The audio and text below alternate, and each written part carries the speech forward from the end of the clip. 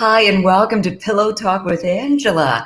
I missed you. It's been a minute since I've been here. Why? Because I was on a 12-day and night vacation in Jamaica. But I'm back. I got back last night, 1:30 in the morning. So we're going to get right into it with one of my dear friends. Oh my God. I am going to be so happy to see this young man. It's been years. And I know you've been seeing him and been listening to him. He's been doing his thing, never stopped. He's won 6 Grammy Awards. I'm sure there are many more to come and many more awards. We're going to talk about all he's been up to. I think the last time I saw him was the International Jazz Day in DC. And he, of course, did his whole James Brown thing too. One of his influences.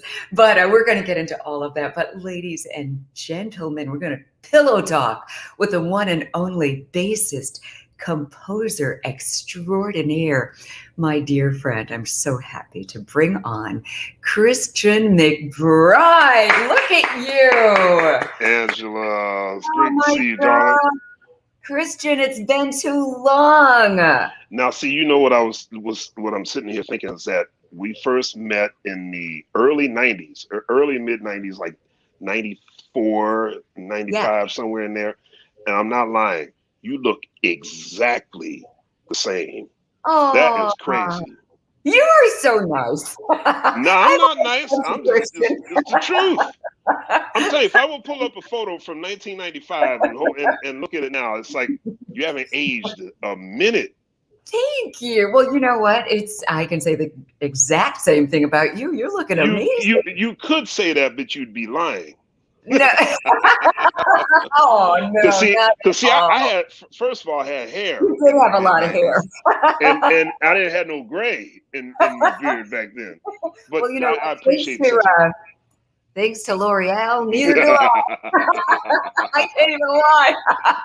You know what? I'm so happy to have you on this platform.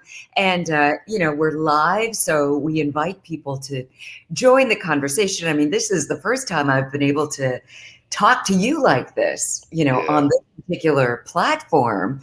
And, I've always just loved what you bring to the culture. And, you're an amazing bassist, an amazing composer, an amazing musician, but just an amazing person. And I know you're coming to the area. Actually, by the time this airs on radio, you will have already been here coming to Keystone Corner. So I want to talk all about that. And first, I want to pillow talk with you. Oh, that makes me nervous. Don't get nervous. This is going to be fun. Right. So granted, I am not a licensed psychologist. My only, I guess, experience is drawing on personal experience. And I've got a lot to draw on, as I'm sure you do too. I mean, all grown folks, if you've been in any relationships, hopefully you've learned from them, because that's what they're for. I believe that's what good, bad, or indifferent, that's what the relationships are for, to teach us something. And there's no better way than with another person. If you're by yourself, you're just going to pretty much stay the same. You're not going to get a chance to work anything out. But tonight, I want to talk about commitments. Mm-hmm. And, depending on your upbringing, depending on your relationships, people approach it differently, so I guess for starters, I'd like to ask you and those who are viewing, those who are watching and listening, have you ever been in a relationship and you thought everything was all good and you could just see your future with them, everything seems to be going great, but they never commit. They never want to commit to you. It's always kind of, let's just take one day at a time. Today is good. And, nothing beyond that. And just from people talking, it seems the guys tend to be the worst ones when it comes to the commitment phobes. Not the only commitment phobes, but any experience with that or comments about that? Absolutely. Well, I've been very fortunate that I haven't had to worry about anything like that over the last 18 years now. But certainly before I met my wife, Melissa, obviously I'm not going to call any names, but I was in a relationship where I thought that you know, like I was doing the unusual guy thing where I was very ready to commit. I was like, oh man, I like this person. I'm ready to do whatever I need to do Yeah, to make it happen, right? right. And I felt a little bit of like sort of like maybe we're going too fast. Let's slow this down a little bit. All right, cool, whatever I need to do. And so we dated for about a year, Okay. and she said, "Hey, I think it's about time that you meet my family." I did not ask to meet her family. Did not even bring it up. She volunteered this. So I want you to meet my family.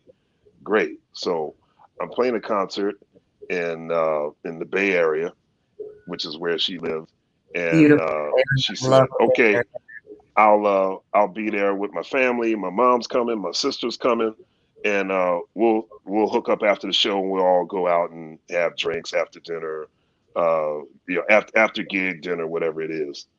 Um, she pulled a no show, and I never heard from her ever again. Are you serious? I was crushed. Oh and my and God. and and see all the guys in the band because I had told them about her and like, oh man, it's gonna be tonight. It's gonna be official. And so after the gig, all the guys in the band are like, where is she? Like Oh, that's I don't know. I'm texting her and um, calling her and like nothing.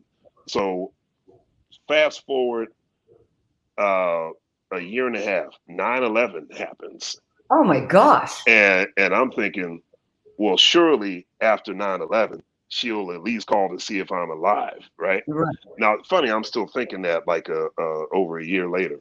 And so, yeah, I would say probably 9/11 2002, which was like almost 2 years after Yeah. this happened. She calls, and by that time I'm okay. I'm Over over it. You know, and she's like, I just heard you on the radio, and I just felt so bad. I wanted to call, and I was like, "Oh, hey, how you doing? what up? Where you been? Yo, it's real nice to hear from you. Listen, I'm in the middle of something. Let me holler back at you. But Never. oh yeah, that was painful. When somebody pulls a no show on you like that, they just leave you hanging. Just You know, goes. And then, like you said, she's the one who brought up, let me introduce you to the family. That's the next step. I didn't even ask. I was like, oh, if you're cool with that, I'm cool with it. And then boom, just vanished. So, I mean, it begs the question, what happened? I mean, I wonder if it just got too real for her and I she think got so. afraid. I think so. I mean, look, in 2000, I was still we both were still in our 20s. So I mean, I don't know who's thinking right when they're in their 20s. Yeah, yeah. No, it's so true. I mean, I've certainly been in situations where, I thought, okay, things are going great. Right. But I couldn't see myself with the person Yeah. long Yeah. term. And so I would just skirt the issue. Like if they, start talking marriage and long term, I'm Right. kind of like, yeah, uh-huh. So Oh, start wow. backpedaling. Right. What do you want for dinner? Right. Right. And Well, it's but interesting that you would say that because, like you said at the beginning, it's usually guys that do that. You yeah, know. it is. But for me, I'm not gonna like her. I'm not gonna say meet the family. I'm Right. just not gonna And act then like, scoot. yeah, it's like if Right. we're just dating. I mean, Right. I'm one of those serious daters. I'm a monogamous dater. Hmm. I want to date to get married. But if I don't see myself with you long term after we've dated, your days are kind of numbered. I'm not going to stick around for any longer. And you know what I mean? It's just like And I've seen what I needed to see. Let's just as move long as on. you're honest and just say Yeah, that, it's yeah, all good. You know. yeah, yeah. Interesting. Isabella, hi, that's my girl. She's from Dubai. What's up, Isabella from Dubai? That's my girl. I love her so much. She's on most of these, and I miss her when she doesn't make it. So, Isabella, what are your thoughts on this? I mean, it's so funny. I was just doing a little bit of research about this, about, why some people are commitment phobes. And there are many reasons. Some people think, they're holding on to the past and think, I just don't want to ever be hurt again. And so they're afraid to really open up. Right. And it's Right. a shame because they never really allow themselves to heal and experience real love anymore because of that pain that they've experienced in the past. I almost feel like there's something in us that says, uh, like they say, like when you get your heart broken, that's when you get, that's when you're in your first stripe. You know what I mean? Like, Wow. you're a real adult now. You know what I mean? Yeah. Yeah. But I think sometimes people hold on to those stripes a little too. It's like a badge of honor. Like Right. I'm hurt and I'm going to stay hurt because that makes me, protected, and in Yeah. some cases, kind of cool. You get to be part of that, I've been hurt also club. That's right. Nobody really wants to see you too happy. Because Yeah. it's like if people see you're in love and you're really happy and you actually enjoy your life, there's going to always be a few people like just trying to pop your balloon. Right.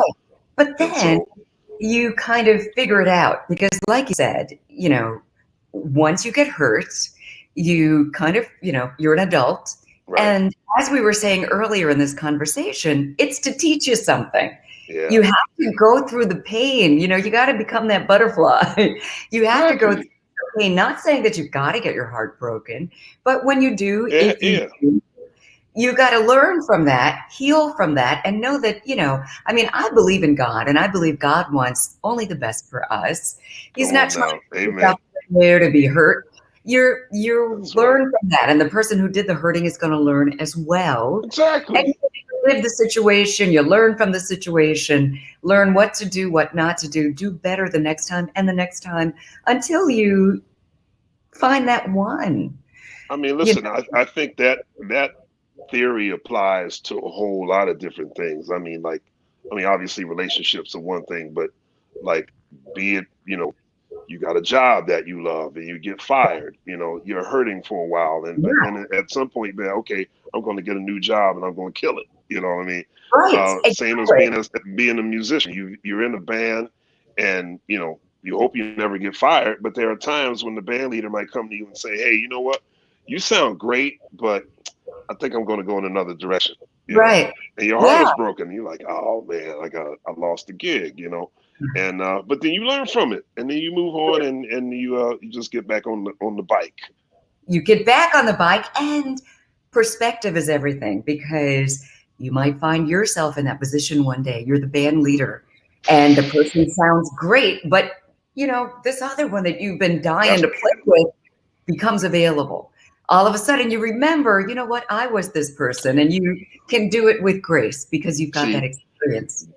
that's when being a band leader is not fun. Oh yeah, heck yeah. Oh, I know that from experience as well. I mean, Uh huh. there, and you got it. You get to do what you want, You got and to you make those tough decisions every now and then. yeah, I mean, that's part of being a responsible grown up. yeah, exactly. Talk about being a responsible grown up. Christian, you mentioned you and I met a long time ago. That's when I was hosting Bet on Jazz. Yes, And, you, along with that show's legendary. that show was legendary, and so many musicians like yourself would do everything that we needed in order to make it successful. And I remember Waymer Johnson was our executive producer, and Waymer invited you to host a week of shows in San Oh, Francisco. You and I co-hosted a week of shows, and you were so good. You were Angela, so I was good. scared to death, You and were you were so amazing. nice to me. Thank you. It was fun, right? I mean, it was Oh, it during was a whole lot of fun. the jazz festival. It was amazing. I found the footage not that long ago. We were interviewing. We interviewed Kitty Margolis. Oh yeah, I love Uh, um. Oh, who else did we interview? A bunch of. It was a big band. Used to be a I band in the Bay Area called Mingus Among Us. Oh, wonder! I don't even remember. I would love for you to share that footage. We're going to I'm talk. I'm I'm going to go in the hard drive and figure out a way to get it to you. Oh, that would be so amazing. Hey, Jamal from my hometown, Buffalo. That's right. New You're a Buffalo gal. I am. And you know what? I saw you in the Buffalo airport a long time ago. That's right. I have That pictures was of a that. long time ago. I remember seeing you in the airport. You and I have history. And Yes, I am we so do. glad that you are still doing your thing so strong. As I said in the very beginning, you've won 6 Grammy Awards Actually, and 7 now. it's 7 now. Yeah. I mean, I see why. You're such an amazing Christian. You don't even know this, but years ago, I don't remember what year, it was 2000 something. Hmm. The only time I saw, you didn't even know I was there. The only time I saw Ray Charles in concert, he was in concert one night, but you were in concert another night with Dave Brubeck, and that was in Antibes, France. Oh yeah. Okay. Yeah. Yeah. Yeah. Yeah. I was there. I didn't Wow. come to the stage, but you were doing the doggone thing with Dave Brubeck. And I Dude, didn't get to play with him that often, but one of the handful of times I did get to play with him was there, and also on Bet on Jazz. on Bet on Jazz. Yep. Yes. I mean, I've always just been such a fan of yours. And I mentioned, oh, look at this, Kevin Jones, Oh, that's McBride. my man from NJ Pack. What's up, baby? Oh, nice. Oh, I love it so Bro much. Jones, I'm going to be seeing you a lot in the fall, man. Nice. You know, when you're on stage, I remember a long time ago seeing you in DC, and I think it was I mean, you might not even remember it. It was at George Washington University at their concert hall. Do you remember that? That was years ago. I Is try this not is to this mention it. the double bill with Joshua Redmond? Yes, Joshua Redmond. Okay, I'm going to freak you out. Are you ready Uh-oh. for this? I'm ready. I remember the exact date of that gig. Don't ask me why. That gig What? was November 10th, 1995. Good Lord. I remember I that date because my mom had a big operation that night and I was wow. nervous and I couldn't be in Philly. And so I remember immediately after we finished that show, I got in the car and I drove to Philly. Oh my goodness gracious. You turned it out. That concert was so memorable. And that was when I learned just how much of an influence James Brown had on you. You came out, you did this whole James Brown slide. I was Yeah. like, wait a minute. But Nobody you know, was ready. every time I did a double bill with Joshua Redmond, he always brought out like a little extra in me. I love Joshua as well. No, Every that time we would play together, I'd just be like, okay, I gotta get him. yes, you got him. Let's talk about that. How has James Brown influenced you? Oh gosh. Well, I don't know if I could let me first of all, the first time I saw him on television, I was like 8 years old. I saw him on the Midnight Special. And I had never seen anybody perform with that kind of energy before, Yeah. just screaming and doing splits and spinning Yes. around and the Mm, band was choreographed and I mean my mind was blown and just the energy coming off of those records. yeah. And then seeing him live for the first time. I saw him for the first time when I was 10 years old. Wow. It was a double bill. He did a double bill with Wilson Pickett. Oh my God. I've never seen either of them live. Nah, that was a whole lot of soul for one night. Yeah, that's a lot. And I'm serious. After the concert was over, I was just kind of comatose in my seat. And my uncle took me. He was like, "You all right?" You're like over there, mind blown. My mind was blown. And then little did I know, my uncle, who worked for WHAT Radio in Philly for many many years, he was a big James Brown head as well. So from that moment for the rest of my high school years, we never missed one single James Brown concert.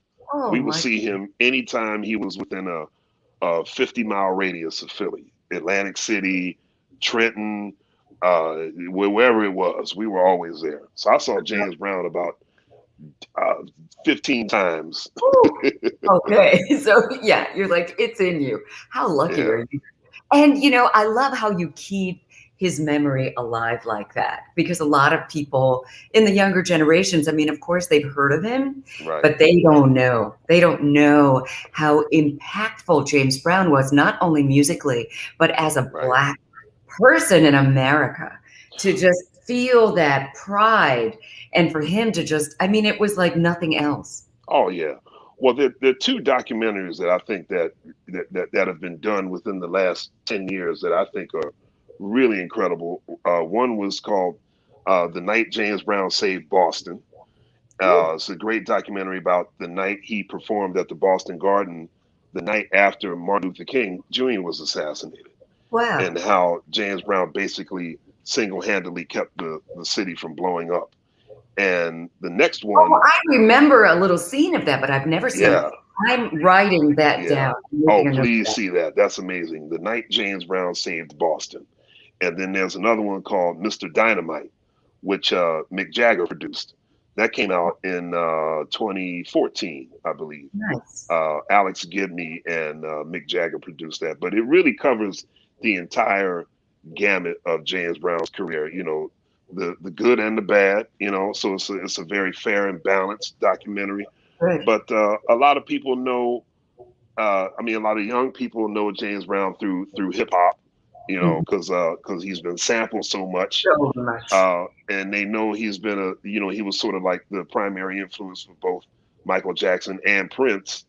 But a lot of people don't realize, and this is what I like to remind people. Uh, he was very much a jazz man at Yeah. heart, you know, Yeah. and I like to really show like the musicianship aspect of Yeah. James Brown and all of the people who came through his band, like Maceo Parker, Maceo Parker. You Fred got Wesley, Bootsy Collins, you it. Yeah, know, that's and right. so yeah, that's a great legacy. That's good stuff. And Christian, I am so excited that you're coming to the DMV area. You're coming to Baltimore. Keystone Corner. That's right.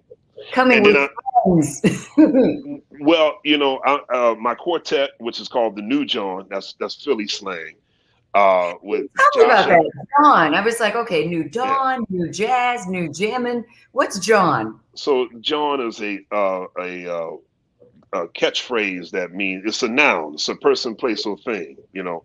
So instead of this being a phone, it's a John. You know. Uh-huh. Uh, Like DC, we say joint, probably more. exactly. Yeah. Everywhere else is joint. New York is joint. I DC is love joint. that. Somebody said down in Memphis is junt, which is hilarious. Somebody said what? In Memphis, that word would be junt, Junt. Okay.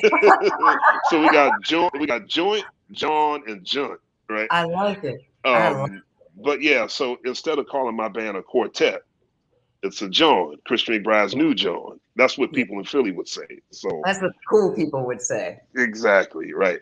Or like I ran into one of my high school friends not that long ago, and he's not a musician, and he was with one of his boys, and he was like, "Hey, this is my man Christian. You know, he plays the um the John." What's that joint? What is that joint? You Exactly. And yes, he does. oh man, and yeah. So Josh Evans plays trumpet, Marcus Strickland plays tenor saxophone, and Nasheet Waits plays drums. And like you said, by the time this airs, we will have had a great weekend at the Keystone Corner. But we got a lot of shows coming up in the A fall. lot In of shows. fact, But for those watching us live right now, I mean, that's the whole idea. We want right, people to go, and this is going to live on YouTube and Facebook and my website. So come on out. It's going to be Saturday and Sunday at Keystone Corner. You have your killer band. You got Marcus Strickland, and who else is in your band? Tell us yeah. about. Nasheet Waits on drums and young Josh Evans on trumpet. Mm-hmm. Yeah. And we're going to be working on some new music because we're going to record a new album in the wintertime. Ah, Yep, okay. So we're going to hear some of the old stuff, some of the new stuff. that's Only right. your come on Saturday and Sunday. Only if you come on Saturday and Sunday. That's right. And for people who don't have their tickets yet, I know if you just Google Keystone Corner, that'll Ain't take that you hard to find it. Keystone Yeah. Corner. Keystone Corner Saturday, Sunday. I'm not sure which day I'm coming. Maybe Saturday. Both awesome. No, I'm Yeah. sorry. Oh, maybe both. Maybe I'll both. put you on the spot. I'm sorry. I like it. Oh, the power of suggestion. Isabella said she loves your paintings. She said cool paintings. Yeah, what's going on there? Who are we Well, looking at? I'm actually not in my home right now. I'm at an undisclosed location because where I am belongs to somebody very, very important. It looks very important and very special. They've got great taste in art. Oh, absolutely. Oh, Absolutely. I mean, if you know my career, you can probably take a wild guess where I might be. But yeah, pretty soon I'm going to have to go back in and kiss the Godfather's ring, and I don't mean James Brown either. No, definitely I'm definitely not kissing his ring. Ooh, I have an idea where you are. I'm not going to say anything, but wow, how exciting! So, are you there? Okay, I'm not going to ask too many questions, but are you there working on some music right now?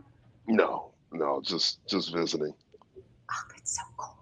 Christian, thank you for spending this time with us. Oh, Angela, thank you for having me.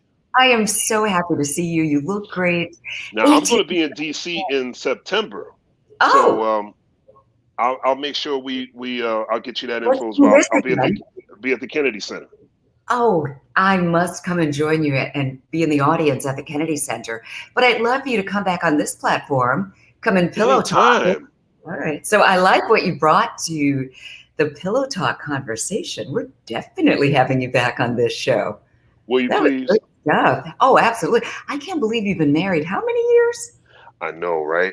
Well, this year it'll be, wait a minute, what year is this? Yeah, so it'll be 16 years this year, but 18 total. But 16 years, it's been. And you know Melissa very well. You probably knew Melissa when she lived in D.C. I didn't, but I met her with you. Did not? Okay. No, I did not, but I met her with you. What a sweet lady. And I love just the way she was so sweet with you. I'm like, if you're taking care of my friend, you're all right with me.